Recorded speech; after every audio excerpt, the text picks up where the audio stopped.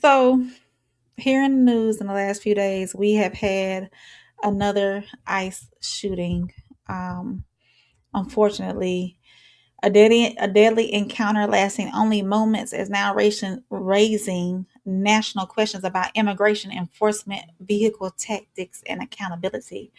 On July the 13th, which was yesterday, Monday, an immigration and customs enforcement officer fatally shot a 26-year-old Colombian national, Jonathan Sebastian Duran Guerrero, during an operation in Biddeford, Maine. According to ICE, he attempted to flee in a vehicle and drove in a way that endangered officers. Again, we've seen this before, y'all, and members to the public. Federal officials say that the officer fired because the vehicle presented an immediate threat. So we've heard this before. But that account is being examined closely. Video recorded near the scene shows federal officers surrounding the vehicle and later removing Duran, who was critically wounded. However, the publicly available footage does not clearly show the exact moment the officer fired or conclusively establish that the vehicle's position in that instant, right?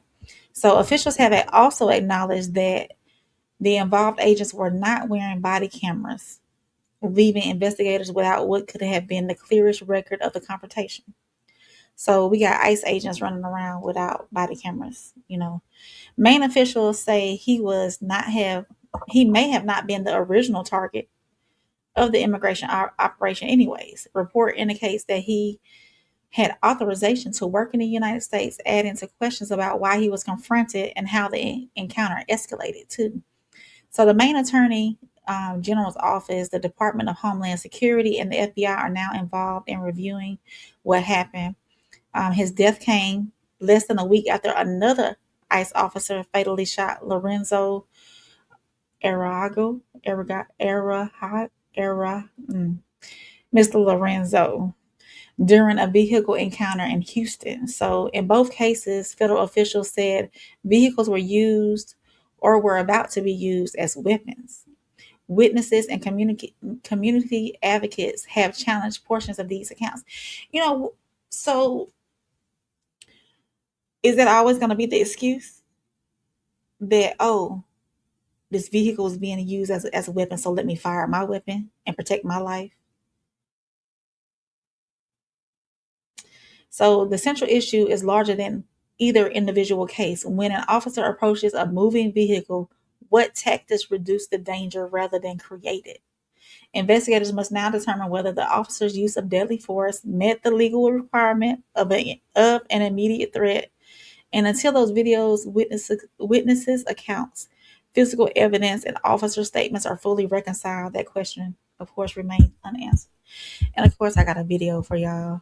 But it's been happening too often. Why is this continuing to happen? It's this is what, number 4, number 5 this year alone. So, and not only that, the use of deadly force in regular encounters with law for LEOs with LEOs. So Penny said they're gonna have to reform ICE sooner or later when the victim looks like them. Also, ICE don't have the same training or standards as FBI cops. They don't. They do not. And Penny said they angry down there in Houston too. Absolutely. And it's closer to the border as well, Penny. So I got a video for this, just like I have a video for everything else. So let me pull that up. And then we'll get on, we'll move on to that. And also they said, and I do have another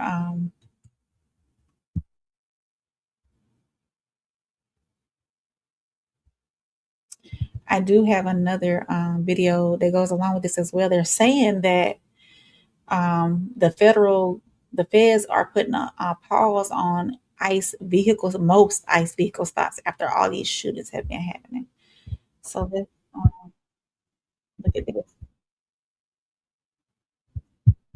Biddeford State House Speaker Ryan Fecteau, a Biddeford resident, reports one person is dead after a shooting involving ICE. The shooting happened this morning near Poole Street and Foss Streets. Officials have since blocked off the area several blocks away from where this happened. Biddeford police say they've responded to provide scene security, but they say they will not be the ones speaking about the shooting itself. We're just seeing new video captured nearby where you can hear the shots. Take a look.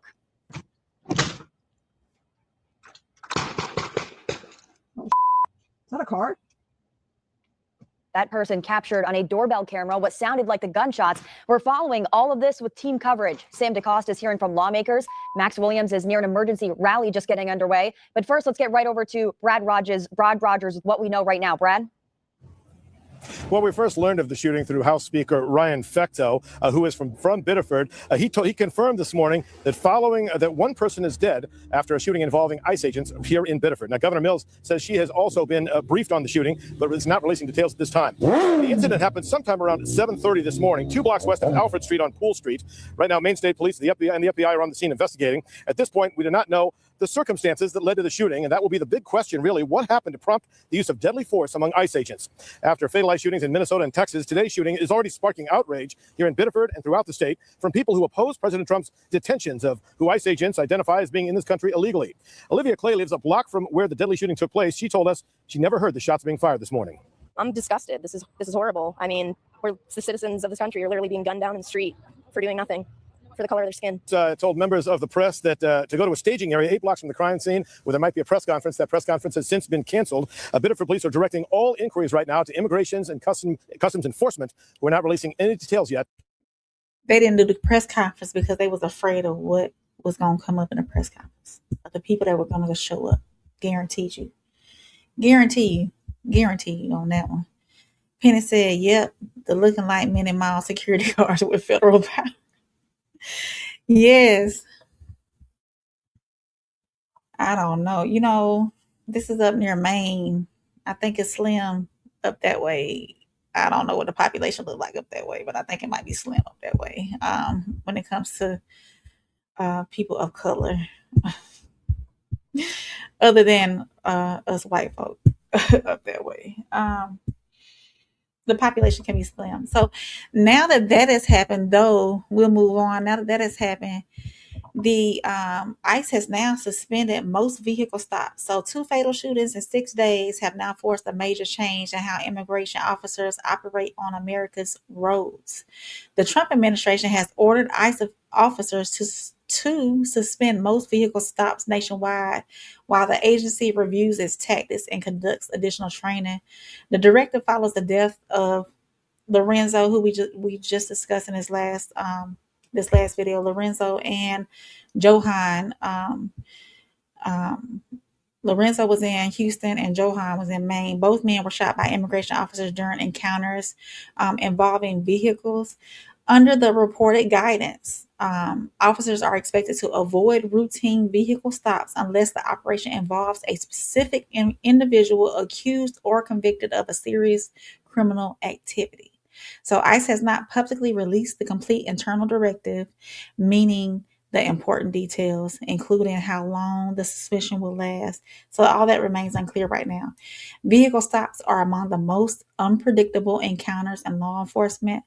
Officers may have limited visibility, drivers may panic or attempt to escape, and agents can quickly find themselves standing beside or in front of a moving vehicle, and we all know that. We know that. So law enforcement experts have long warned that officers should avoid placing themselves directly in a vehicle's path whenever other tactical options are available.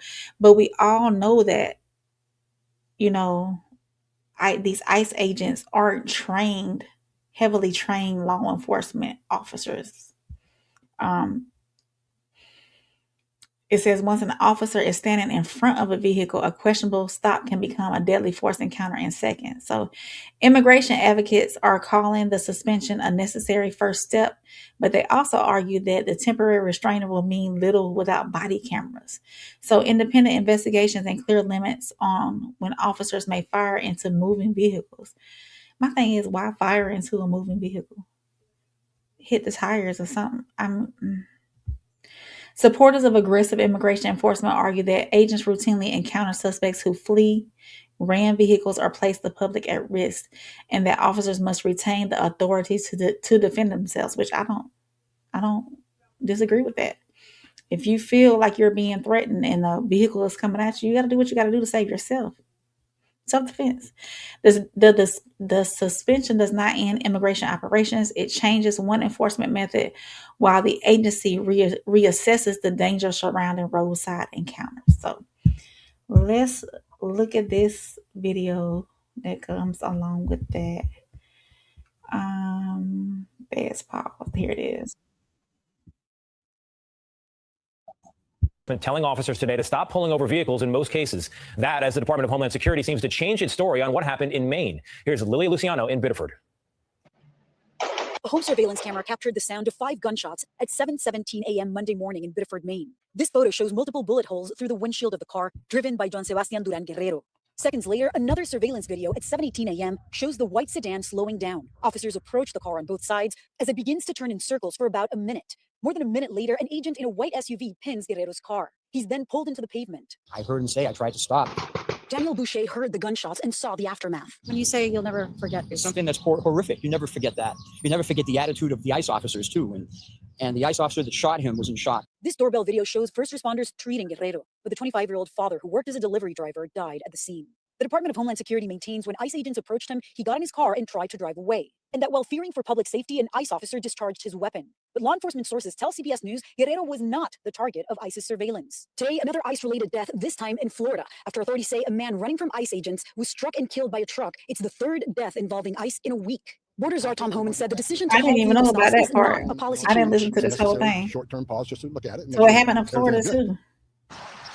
And as you can probably hear from the honking, protests continue here today as we learn more about the victim. His father, Guerrero's father, spoke with our partners in Colombia, saying that his son was a loving, hardworking man who left his country to build a better future for his 3-year-old daughter, his wife, and that he was authorized to work in this country. So it happened in Florida. So there's 3 times within 1 week, y'all. 3 times within a week. Penny said not slim enough to unalive someone. And he said it's open season. Stay safe, y'all.